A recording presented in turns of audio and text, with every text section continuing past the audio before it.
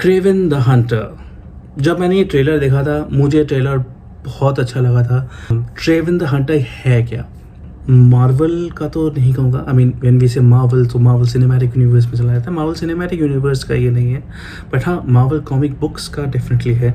और and you know अगर आप ये चीज़ें फॉलो कर रहे हो तो किस तरह से मार्वल के दो गुट बन चुके हैं, एक सोनी एंटरटेनमेंट और एक रेगुलर मार्वल का जो डिज्नी चैनल से आप देख रहे हो।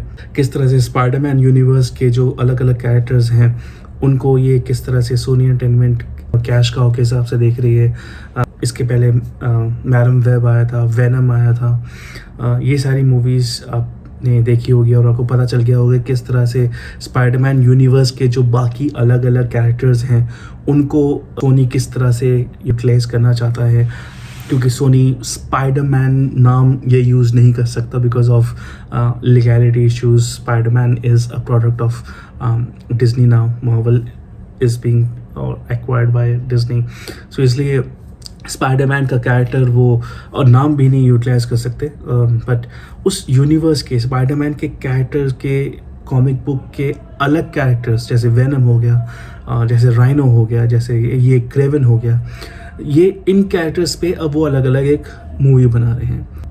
हमने पहले भी देखा कि शायद वेनम के अलावा हार्डली कोई एक इनकी मूवी इतनी हिट हुई थी। क्रेवन के लिए मैं एक्साइटेड था क्योंकि क्रेवन की सीरीज़ मुझे अच्छी लग रही थी। क्रेवन एज अ कैरेक्टर भी मुझे अच्छा लगता है, जो मैंने बचपन में इनके एनिमेटेड सीरीज़ में देखी थी, स्पाइडरमैन के एनिमेटेड सीरीज़ में। सो क्रेवन है क्या? मैं इसकी मार्वल कॉमिक बुक्स में जो इसका ओरिजिन स्टोरी दिखाया गया है उसका मैं हल्का सा लूँगा। बेसिकली एक ड्रग ट्रैफिकर और एक क्राइम लॉर्ड है, निकोलाई क्रावेनॉफ। ये एक रशियन कैरेक्टर है who has been played by Russell Crowe in the movie. अब ये जो निकोलाई क्रावेनॉफ जो क्राइम लॉर्ड है, जो एक तरह से कह सकते हो बहुत ही माफिया डॉन टाइप का बंदा है। इसके दो बच्चे हैं, एक सर्गी क्रावेनॉफ और एक डिमित्री क्रावेनॉफ। नाउ जो सर्गी क्रावेनॉफ एंड डिमित्री क्रावेनॉफ है, इन दोनों को ये रेस तो कर रहा है विदाउट मदर के साथ क्या हुआ दैट्स अ सेपरेट स्टोरी, मैं उस डिटेल में नहीं जाऊँगा। सो सर्गे क्रावेनॉफ एंड डिमित्री क्रावेनॉफ ये दो भाई हैं, हंट कर रहे होते हैं ये सारे अपने डैड के साथ, और एक लायन अटैक होता है और किस तरह से वो लायन अटैक के बाद वो कौन सी ऐसी चीज़ें होती हैं जिसकी वजह से सर्गे में एक सुपर पावर आ जाती है। तो सर्गे क्रावेनॉफ को एक लायन अफ्रीकन लायन अटैक करता है, समहाउ वो बच जाता है। किस तरह से बचता है, क्या होता है, कौन सी जड़ी बूटी इसको मिलती है कि वो लायन अटैक के बाद भी एक सुपर पावर के साथ वो जिंदा होकर वापस आता है। डेफिनेटली थोड़ा सा आउटलैंडिश लगेगा ये वाला concept, but hey it's a comic book. But venom भी तो ऐसे ही देखा था, but then venom is something alien. But yeah leaving the logic apart, तो ये सर्गी क्रावेनॉफ जो क्रेवन है हमारा, क्रेवन द हंटर करके जो कैरेक्टर है, ये किस तरह से उसमें सुपर पावर्स आती हैं, वो कैसे अब वो सुपर पावर्स को यूज़ करेगा, ये इस पूरी मूवी की खासियत है। हम जब सुपर हीरो मूवीज़ देखते हैं तो हमारे माइंड में सबसे पहले आता है बहुत सारा एक्शन सीन, विजुअल इफ़ेक्ट्स। तो इस मूवी के जो विजुअल इफ़ेक्ट्स हैं ठीक है, बेकार नहीं बोलूँगा, बहुत बेहतरीन भी नहीं है, लेकिन ठीक है। एक्शन सीन्स अच्छे हैं, मुझे एक्शन सीन्स अच्छे लगे इसके। स्पेशली जो क्रेवन का कैरेक्टर जो जिसने प्ले किया है एरॉन टेलर जॉनसन, इन्होंने काफ़ी अच्छा कैरेक्टर प्ले किया है।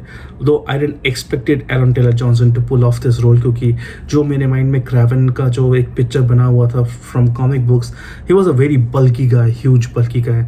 आई थिंक इंडिया के कंपैरिजन करूँ तो जैसे जॉन एब्राहम हो गया या for that matter Dwayne Johnson in Hollywood, और इवन एक्वामैन के कैरेक्टर्स ने प्ले किया था जेसन मोमोआ, इन पे इनकी जो बिल्ड है ना, टॉल ह्यूज, उन पे उस तरह के फ्रेम में ये क्रेवन का जो कैरेक्टर है वो फिट बैठता है, ऐसा मेरे माइंड में ये कॉन्सेप्ट था। But then still Aaron Taylor Johnson ने इस कैरेक्टर को बेहतरीन प्ले किया है। उन्होंने डेफिनेटली बहुत, उनका जो पार्ट है that is definitely amazing. Russell Crowe is a good actor. मतलब पीपल लाइक अस जो मिलेनियल्स हैं, हमने रशल क्रो को ग्लैडिएटर के टाइम से देखा है and we have loved his character in Gladiator, but वो पार्ट नहीं आया, वो बात नहीं बनी। एरॉन टेलर जॉनसन को अगर मैं हटा दूँ इस मूवी से, कोई भी वर्थ नहीं है इस मूवी में देखने लायक। सैड टू से, इस मूवी में किसी की भी परफॉर्मेंस, किसी की भी एक्टिंग मुझे उतनी दमदार नहीं लगी जो होनी चाहिए थी, क्योंकि इस पूरी मूवी को ऐसा लगता है कि एरॉन टेलर जॉनसन ने ही अकेले अपने शोल्डर पे कैरी करा हुआ है, जो कि एक तरह से सही भी है, वो हीरो है। बट हमने कितने ही ऐसी मूवीज़ देखी हैं सुपर हीरो मूवीज़ में जहाँ पे अगर सुपर हीरो को हटा भी दो, उस कैरेक्टर को अगर हटा भी दो, तो भी बाकी कैरेक्टर्स हैं, एक्टर्स हैं जिन्होंने काफ़ी अच्छा पोर्ट्रे करा होता है। यहाँ पे अनफॉर्चुनेटली एरॉन टेलर जॉनसन के अलावा प्रोटैगनिस्ट जो हमारे सुपर हीरो है क्रेवन, उसके अलावा किसी ने भी इतनी कोई अच्छी एक्टिंग नहीं करी। हाउएवर इस मूवी में बहुत ऐसे कैरेक्टर्स हैं, जैसे जो राइनो जो है इस मूवी का जो विलेन है, उसने बहुत ही अच्छा एक रोल की प्ले किया है। अलेसैंड्रो निवोला, if I'm saying that name right, he is also Russian I think। तो ये कैरेक्टर बेसिकली रशियन मर्सनरी है जो अपने आप को ट्रांसफॉर्म कर लेता है इनटू राइनो। उसका भी एक्टिंग थोड़ा बहुत अच्छा लगा। और एक और कैरेक्टर है फॉरेनर करके, असैसिन है वो, बेसिकली क्रिस्टोफर एबर्ट ने वो रोल प्ले किया है। एंड जो डिमित्री है उसका भी एक बहुत ही इंपॉर्टेंट कैरेक्टर बाद में जाके पता चलता है, वो उनके स्पॉयलर्स ऑन दैट। आरियाना देबोस करके एक फीमेल कैरेक्टर है जो एक तरह से कह सकते हो आप फीमेल प्रोटैगनिस्ट हैं, who is playing opposite of Sergei और Aaron Taylor Johnson in the movie.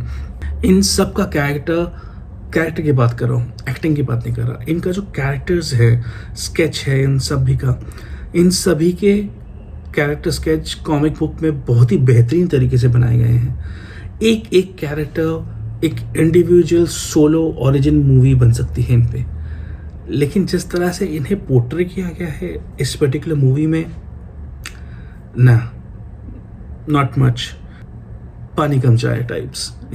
All इस मूवी को मैं आपको रिकमेंड करूँगा। क्या ये मूवी लेवल अचीव कर पाई, या ये मैडम वेब की तरह या बाकी मूवी की तरह जो सोनी एक अटेम्प्ट मार रही है स्पाइडरमैन यूनिवर्स के साथ टक्कर देने के लिए, क्रैश हो गई? अगर आप इसके बॉक्स ऑफिस कलेक्शन देखोगे, सो ये बजट में बनी थी ऑलमोस्ट 110-130 मिलियन में, एंड ये कमाई कर पाई हार्डली 60 मिलियन, जो मैं बोलूँगा शायद हाफ के आसपास है। सो यू कैन क्लियरली से बॉक्स ऑफिस तो बहुत ही ख़राब है, इसका रेवेन्यू तो अर्न कर ही नहीं पाई। स्टोरी वाइज भी जैसे मैंने कहा इतनी कुछ खास लगी नहीं मुझे, बन सकती थी। मुझे सिर्फ इस मूवी के 3 पॉइंट्स अच्छे लगे। पहला, एरॉन टेलर जॉनसन का परफॉर्मेंस, जो कि हीरो है इस मूवी का, क्रेवन का जो रोल किया है। दूसरा, इसके एक्शन सीन्स बहुत अच्छे हैं। जब जब इस मूवी का एक्शन सीन होता है आप आंखें हटा नहीं पाओगे, you are glued to the screen.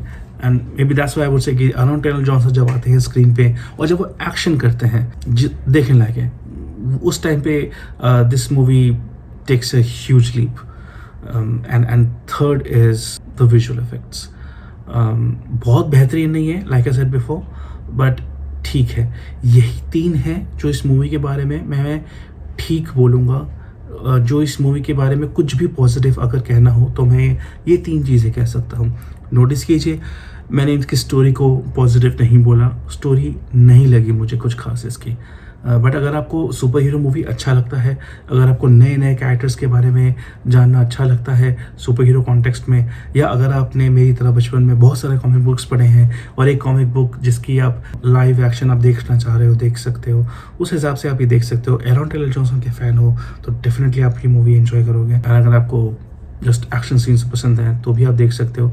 Action scenes however इतना ज़्यादा नहीं है, गिनती के 3 या 4 ऐसे सिनेरियोज है पूरी मूवी में जब थोड़े बहुत एक्शन सीन्स आई वुड से मस्ट वॉच। अगर आपको एक्शन सीन्स ही देखनी है तो आप शायद यूट्यूब पे इसके एक्शन सीन्स देख सकते हो। Overall it's not that great. I would call it 2.5 out of 5. I'll give it a pass. Anyway, that's all what I have to say about Kraven the Hunter, the movie. अगर आपको इस बारे में कुछ और शेयर करना है, so write on the comments below. Please press like and subscribe my channel. और अगर आपको और रिव्यूज़ जानना हो मेरे इस चैनल के माध्यम से। Thank you, cheers, bye.